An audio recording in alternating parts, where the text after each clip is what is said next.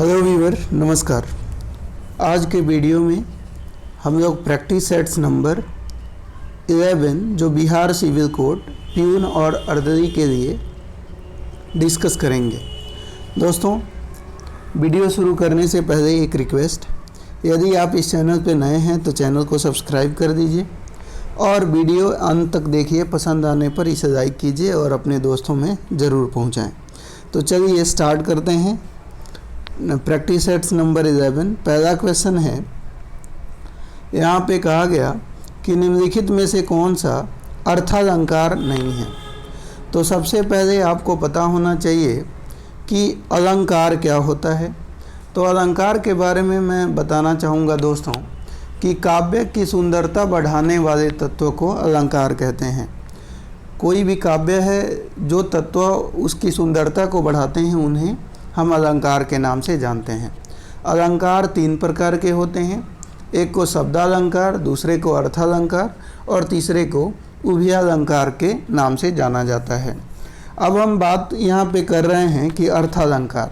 तो अर्थालंकार की अगर हम बात कर रहे हैं तो इसमें भ्रांतिमान, विभावना, विरोधाभास ये सारे अर्थालंकार के उदाहरण हैं। लेकिन शेष की बात करें तो ये अर्थालंकार नहीं है। तो आपका ऑप्शन नंबर डी यहाँ पे आंसर होगा। क्वेश्चन नंबर 2 देख लेते हैं। कहा गया उत्प्रेक्षा अलंकार कब हो सकता है। तो उत्प्रेक्षा अलंकार कब हो सकता है, तो ध्यान रखिएगा, उपमेय में जब उपमान की कल्पना की जाए। उपमेय में जब उपमान की हम कल्पना करते हैं तो वहाँ उत्प्रेक्षा अलंकार होता है।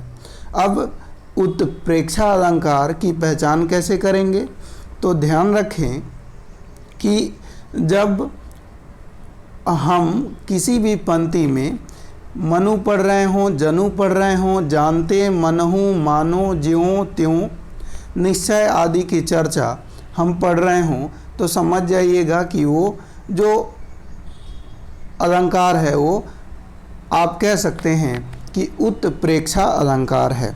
तो यहाँ पे ऑप्शन नंबर ए आंसर हो जाएगा। उत्प्रेक्षा अलंकार कब हो सकता है, तो आप कहेंगे उपमेय में उपमान की कल्पना हो तो उत्प्रेक्षा अलंकार हो सकता है।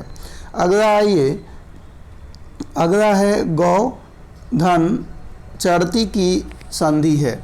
तो यहाँ पे गौश्चरती आपका आंसर हो जाएगा, यानी ऑप्शन नंबर सी आपका आंसर होगा। आगे बढ़ते हैं। कहा गया कि निम्न में से कौन सा चक्रपाणी में प्रयुक्त समास है। तो समास आप जानते ही हैं, समास की हम बात कर रहे हैं फ्रेंड।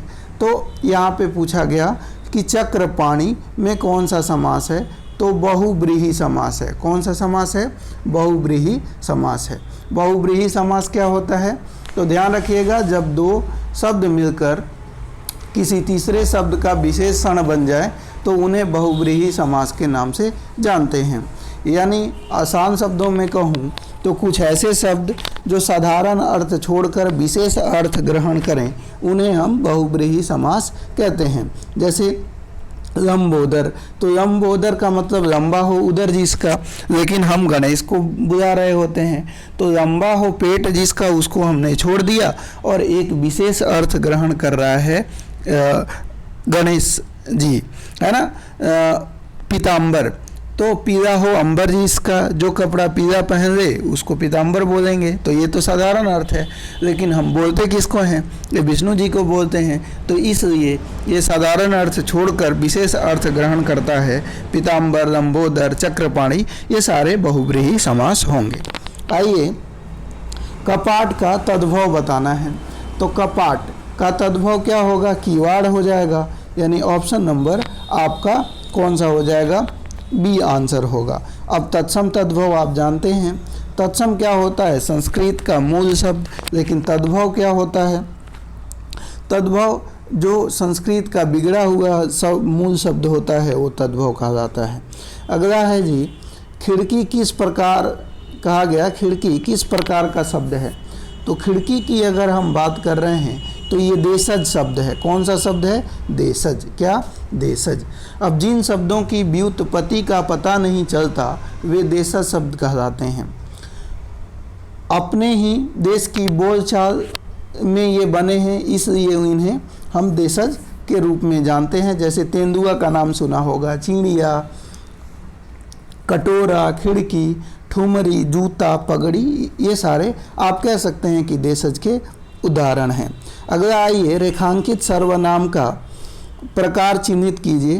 कोई तो होगा जो तुम्हारी सहायता कर सकेगा। अब कोई तो होगा, अब कोई तो होगा यहाँ पे क्या है?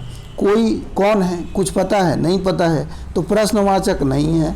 निश्चयवाचक, जब पता ही नहीं है कोई कौन है तो अनिश्चयवाचक होगा। क्या होगा? अनिश्चयवाचक। अगला है जी, पुस्तकें धड़ाधड़ बिक रही हैं में धड़ाधड़ शब्द का कौन सा रूप है? अब धड़ाधड़ की बात कर रहे हैं तो धड़ाधड़ में क्रिया विशेषण का रूप है। किसका रूप है? क्रिया विशेषण का। तो आंसर हो जाएगा आपका ऑप्शन नंबर सी। तो यहाँ पे क्रिया विशेषण आंसर हो जाएगा। ऐसी क्रिया विशेषण जो किसी दूसरे शब्द में प्रत्यय या पद जोड़ने पर बनती है यौगिक क्रिया विशेषण कहलाती है। ध्यान रखिएगा। और कुछ यौगिक क्रिया विशेषण अनुकरणवाचक शब्दों की द्विरिक्ति से बनते हैं, जैसे कि पटपट, तड़तड़, सटासट, धड़ाधड़। तो आपने क्या देखा कि ये कुछ यौगिक क्रिया विशेषण होते हैं जो अनुकरणवाचक शब्दों की पुनरावृत्ति से बनते हैं। जैसे कि पट में फिर पट की पुनरावृत्ति किया जाए तो पटपट बनेगा। तड़ में तड़ की पुनरावृत्ति करी जाए तो तड़तड़ बनेगा। शटा में शट की पुनरावृत्ति करी जाए तो सटासट बनेगा। धड़ा में धड़ की पुनरावृत्ति करने पर जो है धड़ाधड़ बनेगा। तो ये जो हैं ये सारे क्रिया विशेषण के उदाहरण हैं। आगे आइए अगला देख लेते हैं। कहा गया जी कि दिए गए विकल्पों में कौन सा विकल्प कालवाचक क्रिया विशेषण का नहीं है। तो इसमें बताना है कि कौन सा विकल्प कालवाचक क्रिया विशेषण का नहीं है। तो यहाँ पे अगर हम देखें तो बाहर भीतर जो है ये कालवाचक क्रिया विशेषण नहीं है। बाकी बहुधा आजकल प्रतिवर्ष ये कालवाचक क्रिया विशेषण हैं। अगला देख लेते हैं। नवीन शिक्षा प्रणाली में विद्यार्थियों को प्रेरित किया जाता है। तो नवीन शिक्षा प्रणाली में विद्यार्थियों को प्रेरित किया जाता है तो राष्ट्रहित में कार्य करने के लिए। किसके लिए? राष्ट्रहित में कार्य करने के लिए। अगला हम बात करेंगे 11 है, प्राचीन समय में विश्व में शिक्षा और संस्कृति का प्रमुख केंद्र था। तो विश्व में शिक्षा और संस्कृति का प्रमुख केंद्र आपको पता ही है कि भारत था, क्योंकि जब हम भारत की बात करते हैं तो भारत में प्राचीन नालंदा विश्वविद्यालय, विक्रमशिला, तक्षशिला, ये सारे विश्वविद्यालय में शिक्षा एवं संस्कृति का यहाँ पे शिक्षा दी जाती थी। और यहाँ पे प्रकांड विद्वान, बहुत ही बड़े बड़े विद्वान जो है इस विद्यालय में लोगों को शिक्षित करते थे। तो इसलिए हमारा यहाँ पे ऑप्शन नंबर डी हमारा आंसर होगा। अगला देख लेते हैं। व्याकरण का वह विभाग जिसमें शब्दों के भेद, रूप, बनावट आदि का वर्णन होता है वह क्या कहलाता है? तो आंसर हो जाएगा उसको शब्द विचार कहेंगे। यानी व्याकरण का वह विभाग जिसमें शब्दों के, किसके? शब्दों के भेद की बात हो रही है, बनावट की बात हो, रूप की बात हो, तो इनका वर्णन हो, उसे शब्द विचार के नाम से जानेंगे। आगे आइए। अगला है जो भाववाचक संज्ञा नहीं है उसका चयन करके रिक्त स्थान भरना है। अब इसमें से भाववाचक कौन सा नहीं है वो बताना है। सुंदरता, करुणा और उसके अलावा आपका अमीरी, ये भाववाचक नहीं है। आपसे बोला गया कि भाववाचक कौन सा नहीं है। तो भाववाचक यहाँ पे ये सुंदरता हो, करुणा हो और अमीरी हो, ये सारे क्या हैं, हमारे भाववाचक हैं। क्या हैं, भाववाचक हैं। लेकिन पढ़ाई की बात करें तो ये पढ़ाई भाववाचक नहीं है। पढ़ाई की बात करें तो यहाँ पे ये भाववाचक नहीं होगा, बाकी अन्य सारे भाववाचक होंगे। आगे आइए, कौन सा शब्द नेत्र का पर्यायवाची है? तो नेत्र का आपको पर्यायवाची बताना है। नेत्र का मतलब क्या होता है, आँख, और आँख का पर्यायवाची कौन सा है? तो यहाँ पे अम्भ, अंश, अम्र, तो यहाँ पे और अक्षी, तो अक्षी आपका आंसर हो जाएगा। ऑप्शन नंबर डी इसका आंसर होगा। अगर आइए देख लेते हैं, कहा गया इनमें से तत्सम शब्द का चयन कीजिए। तो तत्सम बताना है। तत्सम यहाँ पे देखिए, कान है, दीन है, जमुना है और बाहर है। तो इसमें तत्सम कौन सा है? तो तत्सम दीन हो जाएगा। क्या होगा? दीन आपका तत्सम हो जाएगा। तो यहाँ पे आपका ऑप्शन नंबर बी हो जाएगा। आगे आइए नेक्स्ट देख लेते हैं। कहा गया फूल का पर्यायवाची शब्द नहीं है। तो पुष्प तो फूल का पर्यायवाची शब्द है। वहीं बात करें कुसुम तो फूल का पर्यायवाची शब्द है, और सुमन फूल का पर्यायवाची शब्द है। लेकिन तनुजा की बात करें तो तनुजा जो है वो फूल का पर्यायवाची शब्द नहीं है, जबकि तनुजा का अर्थ होता है पुत्री। क्या अर्थ होता है? पुत्री, यानी ये अलग है, बाकी सारे फूल के पर्यायवाची शब्द हैं। अगला है परिमाणवाचक क्रिया विशेषण अव्यय है। तो परिमाण का मतलब क्या होता है? जिसका वेट हो, जिसकी नाप तौल की जाए, वो परिमाणवाचक होता है। तो अब इसमें परिमाणवाचक कौन सा है? गलत का नाप तौल तो होता नहीं है। सर्वत्र और सर्वदा, इतना कहते हैं ना, इतना सारा चावल, इतना सारा ये, तो उसका परिमाण होता है। तो इतना यहाँ पे आपका आंसर हो जाएगा। आगे आइए, अगला हम बात करते हैं आंशिक में प्रत्यय कौन सा है, ये बताना है। तो आंशिक में प्रत्यय की बात करें तो इक प्रत्यय है। कौन सा प्रत्यय है? इक प्रत्यय है। तो इक आपका आंसर हो जाएगा। अगला आइए, तिर्यक किस प्रकार का शब्द है? तो तिर्यक को बताना है कि ये किस टाइप का शब्द है। तो आंसर हो जाएगा, तिर्यक जो है ये तत्सम शब्द है। कौन सा शब्द है? तत्सम शब्द है। इसका तद्भव टीका होता है, क्योंकि तत्सम तिर्यक को जब आप बिगाड़ेंगे तो वो तद्भव हो जाएगा, और तो तिर्यक का आप तद्भव अगर करेंगे तो टीका हो जाएगा। अगला है खोज शब्द का पर्यायवाची बताइए। खोज का मतलब आविष्कार होगा। क्या होगा? खोज का मतलब डिस्कवरी, आविष्कार, यानी ऑप्शन नंबर ए आपका आंसर हो जाएगा। अगला आइए, मधुकर शब्द का पर्यायवाची शब्द नहीं है। तो मधुकर शब्द का पर्यायवाची कौन सा नहीं है, ये आपको बताना है। तो मधुकर शब्द का अर्थ क्या होता है? तो जो शहद बेचने वाला होता है उसको हम लोग मधुकर के नाम से जानते हैं। क्या बोलेंगे? शहद बेचने वाला को हम लोग क्या बोलेंगे? मधुकर बोलेंगे। अब यहाँ पे बोला गया है कि मधुकर का पर्यायवाची शब्द कौन सा नहीं है, ये आपको बोला गया। तो यहाँ पे देखिए आपका ऑप्शन नंबर बी हो जाएगा। मधुकर शब्द का पर्यायवाची शब्द कौन सा नहीं है? मधुकर का मतलब जो होता है वो भौरा, भ्रमर, मृंग होता है, लेकिन शहद बेचने वाला नहीं होता है। तो ये आपका ऑप्शन नंबर बी आंसर हो जाएगा। अगला देखिए, उषा शीर्षक कविता के कवि कौन हैं? तो उषा शीर्षक कविता के कवि कौन हैं? तो ध्यान रखिएगा, उषा जो शीर्षक कविता के कवि की बात करें तो ये शमशेर बहादुर सिंह हैं, यानी ऑप्शन नंबर आपके सी आंसर हो जाएगा। अगला हम बात करते हैं, जूठन शीर्षक रचना हिंदी साहित्य की कौन सी विद्या है? तो जूठन शीर्षक रचना जो है ये आत्मकथा है। कौन सा है? आत्मकथा, यानी ऑटोबायोग्राफी आपका है ये, यानी ऑप्शन नंबर सी इसका आंसर हो जाएगा। अगला देख लें, कहा गया औरों को हंसते देखो मनु, हंसो और सुख पाओ। उपरोक्त उक्ति किस पुस्तक की है? औरों को हंसते देखो मनु, हंसो और सुख पाओ, ये जो है किस पुस्तक से ली गई है? तो ये कामायनी पुस्तक से ली गई है। और हम बात करें कामायनी की तो इसके रचनाकार जयशंकर प्रसाद हैं। कौन है? जयशंकर प्रसाद।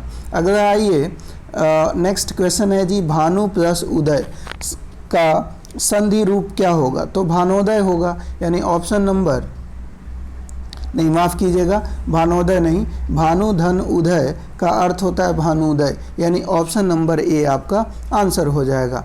यानी ध्यान रखिएगा, जब हम भानु की बात कर रहे हैं, किसकी बात कर रहे हैं? भानु। ध्यान दीजिए मैं क्या कह रहा हूँ कि भानु, देखिए भानु और फिर उदय ये है, तो भानु और उदय ये है। तो यहाँ पे देखिए छोटा ऊ और प्लस फिर छोटा ऊ, ये इनको ऐड करेंगे तो बड़ा ऊ बनेगा, बड़ा ऊ बन जाएगा। तो बड़ा ऊ की मात्रा दीर्घुकार हो जाएगी, तो इसलिए हम कहेंगे कि भानुदय हो जाएगा। क्या हो जाएगा? भानुदय, यानी ऑप्शन नंबर आपका ए आंसर होगा। अगला देखिए, खेद शब्द का विलोम नहीं है, तो खेद का विलोम नहीं है। तो खेद का हर्ष खुशी होता है, प्रसन्नता होता है, खुशी होता है, तो खेद का विलोम दुख हो जाएगा। खेद का पर्यायवाची दुख होता है, तो यहाँ पे ऑप्शन नंबर आपका डी आंसर हो जाएगा। अगला देखिए नेक्स्ट है, मुदित महीपति मंदिर आए, किनके उदाहरण हैं? मुदित महीपति मंदिर आए, ये किनके उदाहरण हैं? तो अनुप्रास के उदाहरण है। किसके उदाहरण है? अनुप्रास। अब अनुप्रास का अर्थ क्या होता है? किसी वर्ण का एक से अधिक बार आना अनुप्रास कहा जाता है। तो यहाँ आप क्या देख रहे हैं? पद म वर्ण की आवृत्ति हो रही है। देखिए मुदित महीपति मंदिर, तो म बार बार आ रहा है, तो इसी को हम लोग क्या बोलते हैं? अनुप्रास अलंकार के नाम से जानते हैं।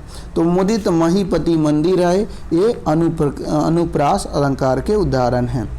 शेर दहाड़ता है, यह वाक्य डैश क्रिया का उदाहरण है। तो शेर दहाड़ता है, यह वाक्य की अगर हम बात करें तो ये किसका उदाहरण है फ्रेंड? तो ये आपका आंसर जो होगा, तो यहाँ पे शेर दहाड़ता है, ये यहाँ पे कर्म नहीं है, तो आप कहेंगे अकर्मक क्रिया का उदाहरण है। अब अकर्मक क्रिया क्या होती है? आप कह सकते हैं जिस क्रिया को वाक्य में कर्म की आवश्यकता नहीं हो उसे अकर्मक क्रिया के नाम से जानते हैं। तो शेर दहाड़ता है, इस वाक्य में अकर्मक क्रिया की बात करी जा रही है। आगे आइए 29 देख लेते हैं। कहा गया गृह शब्द का तद्भव बताइए। तो गृह तत्सम है, शब्द का तद्भव क्या हो जाएगा? घर हो जाएगा। अगला है सही वर्तनी आपको छांटनी है। तो देखिए भुजाकड़, इसमें से 3 गलत हैं, 1 सही है, उसकी पहचान करके आपको लिखनी है। तो आपका डी आंसर सही है। इसको ध्यान से देखा कीजिए, क्योंकि एग्ज़ाम में जाएंगे तो ये आपको हूबहू देखने को मिलता है। अगला है व्यवधान। तो व्यवधान का मतलब क्या होता है?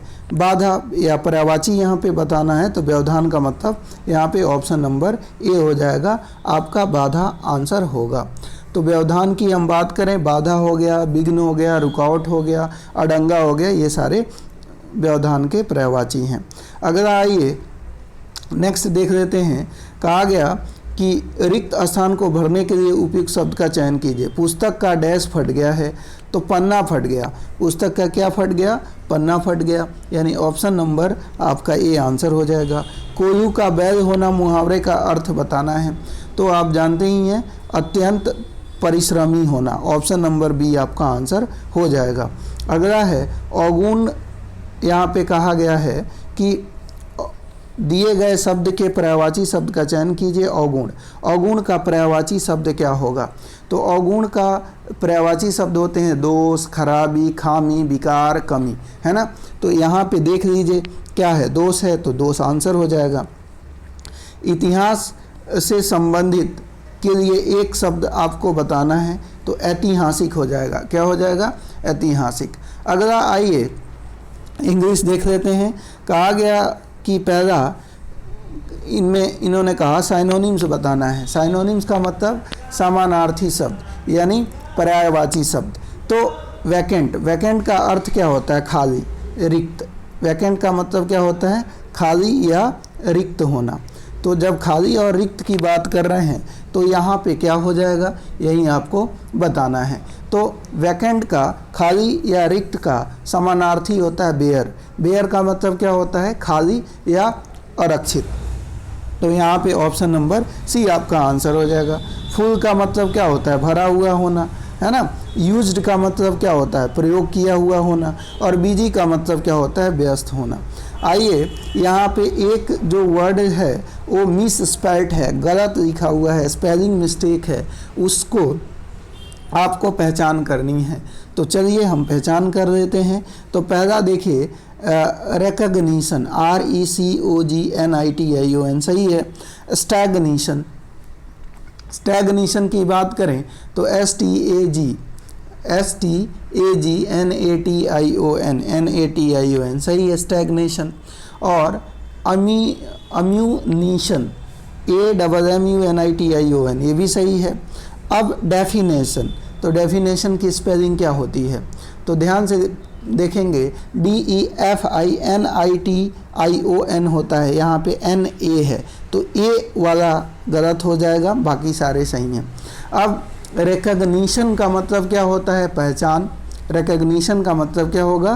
पहचान। क्या होगा? पहचान। वहीं हम बात करें स्टैग्नेशन का, स्थिरता। स्टैग्नेशन का मतलब होता है स्थिरता।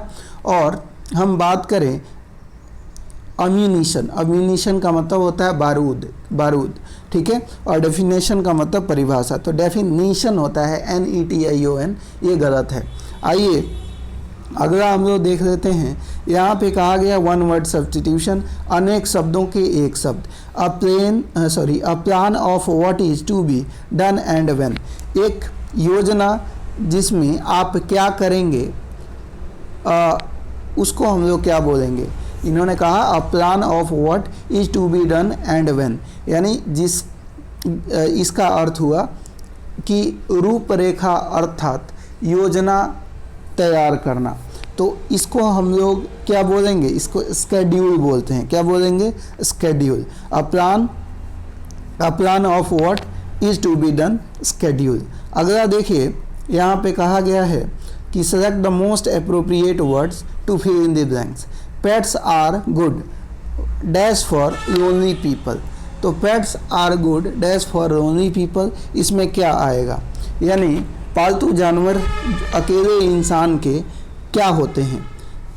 गाइड्स होते हैं, नर्सेस होते हैं, सब्स्टिट्यूट होते हैं, कंपेनियन होते हैं। तो यहाँ पे ऑप्शन आपका सबसे अप्रोप्रिएट जो होगा वो हो जाएगा कंपेनियन, यानी साथी होते हैं। लोनली पीपल के लिए पेट्स क्या होते हैं? साथी के रूप में, कंपेनियन के रूप में होते हैं। अगला आइए, यहाँ पे आपको ग्रामेटिकली एरर पहचान करनी है कि कौन सा ग्रामेटिकली एरर है। तो चलिए देख लेते हैं। यहाँ पे अगर हम देखें तो कहा गया I know she is much superior from me in intelligence. तो देखिए मच क्या है? Comparative degree. तो सुपीरियर भी कंपैरेटिव डिग्री है। तो यहाँ पे आप देख रहे हैं सुपीरियर नहीं होना चाहिए, यानी ऑप्शन नंबर एक बार जब कंपैरेटिव डिग्री आ गया तो दूसरे बार भी आप कंपैरेटिव डिग्री का यूज न करें। तो इसलिए हम कहेंगे कि आपका ऑप्शन नंबर ए ही गलत हो जाएगा।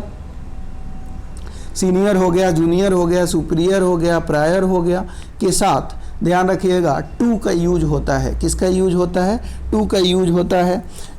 मतलब एक तो यहाँ पे ये भी है और यहाँ पे आप देखेंगे फ्रॉम, तो सुपीरियर टू, जूनियर टू, इनके साथ टू का प्रयोग होता है, यहाँ फ्रॉम का यूज हुआ है। तो इसलिए ये पहले वाला गलत हो जाएगा, ऑप्शन नंबर ए। आइए नेक्स्ट देख लेते हैं। अगला है 41। कहा गया कि यहाँ पे आपको इडियम फ्रेजेज का अर्थ बताना है।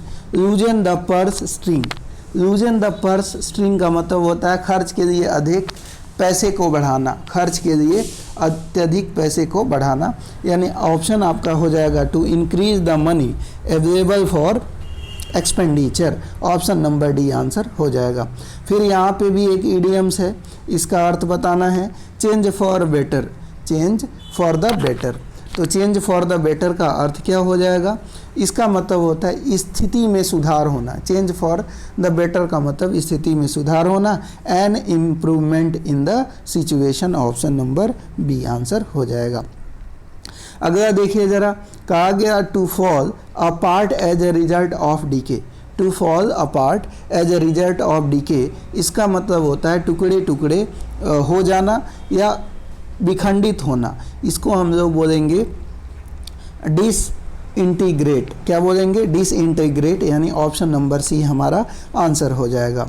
अगला है यहाँ पे एंटोनिम्स बताना है, यानी आपको विपरीतार्थक उल्टा बताना है। अप्रोच, अप्रोच का मतलब होता है पहुँच। कहते हैं ना कि हमारा अप्रोच यहाँ तक है, तो पहुँच है ना। अप्रोच का मतलब क्या हो जाएगा? पहुंच हो जाएगा। ये नाउन है। और इसका एंटोनिम्स की बात करें तो कोई चीज़ आपके पहुंच तक है और कोई चीज़ जो है आपसे दूर है ना, तो उसको हम लोग क्या बोलेंगे? अवॉइड बोलेंगे। क्या बोलेंगे? अवॉइड। तो अप्रोच का उल्टा क्या हो जाएगा? अवॉइड हो जाएगा। इसमें आइए, कहा गया कि इनकरेक्टली वर्ड को आपको चूज करना है। तो यहाँ पे देखिए, आप देखेंगे कि ऑलरेडी, तो ऑलरेडी ये गलत है। ऑलरेडी जो होता है AL, क्या होता है? ALREADY होता है। तो ऑलरेडी ये गलत है, बाकी आपके सही हैं। ऑलरेडी का मतलब होता है बहुत पहले ही कोई चीज़ का होना के अर्थ में यूज करेंगे। अब यहाँ पे वन वर्ड सब्स्टिट्यूशन है, चलिए देखते हैं। A person who pretends to be someone else to deceive others. तो कोई व्यक्ति जो वो जो नहीं है वो बनकर धोखा देना, यानी एक पर्सन जो प्रिटेंड करता है जो वो नहीं है उस चीज़ का लोगों को धोखा देने के लिए, तो उसको इम्पोस्टर बोलेंगे। क्या बोलेंगे? इम्पोस्टर। क्या बोलेंगे? इम्पोस्टर, छलिया, छलावा करने वाला। अगला है यहाँ पे ग्रामेटिकली फिर एरर आपको पहचान करनी है। The farmer is cutting the corn which has Ripon in the field. तो यहाँ पे आपको बताना है कि गलत क्या है। तो यहाँ पे आपका आंसर जो होगा फ्रेंड वो हो जाएगा विच हैज़, गलत हो जाएगी। अब यहाँ पे हैज़, हैव, हैड आप जानते हैं। तो जब हम बात करते हैं तो यहाँ पे विच, तो यहाँ पे चाहे हैज हो, हैड हो, हैव हो, उसके साथ वर्ब का थर्ड फॉर्म आता है। तो यहाँ पे the farmer is cutting the corn which has रिपेंड होना चाहिए, RIPENED होना चाहिए, लेकिन वो रिपेन है इसलिए थर्ड फॉर्म नहीं है।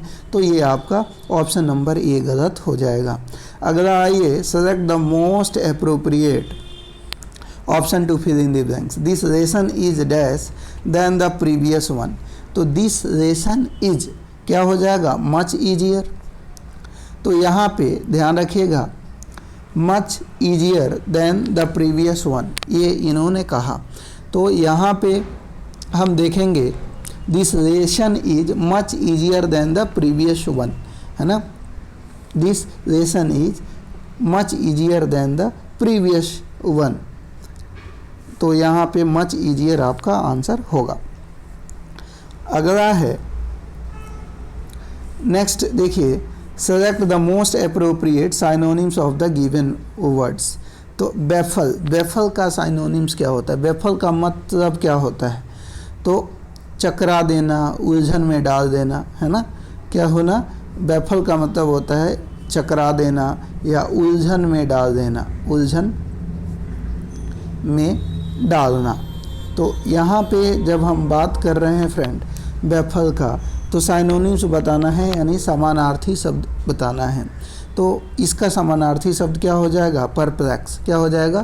परप्लेक्स। परप्लेक्स का मतलब होता है हैरान कर देना, व्याकुल कर देना, है ना, ये होता है। तो ये आपका ऑप्शन ए हो जाएगा। आगे आइए, अगला है आपसे कहा गया कि select the most appropriate words to fill in the blanks, dash is the reason for the chaos. तो dash is the reason for the chaos, तो यहाँ पे आपका क्या हो जाएगा, व्हाट हो जाएगा, व्हेन हो जाएगा और वाई हो जाएगा, हुम हो जाएगा। तो आंसर हो जाएगा what is the reason for chaos. तो क्योंकि यहाँ पे यह पूछा जा रहा है कि what is the reason for chaos, यानी ये जो शोरगुल हो रहा है उसका कारण क्या है ना। तो यहाँ पे आपका बी आंसर हो जाएगा। तो दोस्तों आज के वीडियो में हमने हिंदी और इंग्लिश कंप्लीट कर दिया है। उम्मीद है वीडियो आपको पसंद आई होगी। वीडियो पसंद आई हो तो वीडियो को लाइक कर दीजिएगा और फ्रेंड चैनल पे नए हैं चैनल को सब्सक्राइब कर दीजिए और अपने दोस्तों में ज़रूर पहुंचाइए। धन्यवाद।